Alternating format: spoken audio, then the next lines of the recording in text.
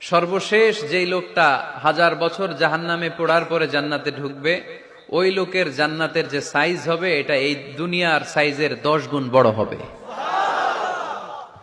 আগের কালে আমাদের যে দরজাগুলো ছিল গ্রাম বাংলায়, দরজাগুলোর দুইটা কপাট ছিল জানেন? দুইটা কপাট একসাথে আইনার পরে তালা লাগাইতো।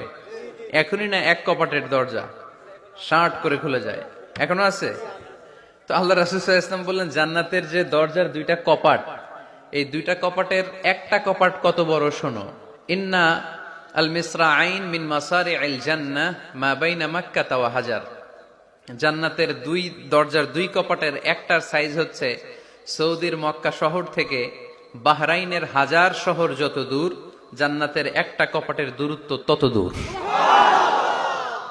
এর মানে হচ্ছে সৌদির মক্কা শহর থেকে বাহরাইন যত দূর, ওই হিসাবে কয়েক 100 কোটি লোক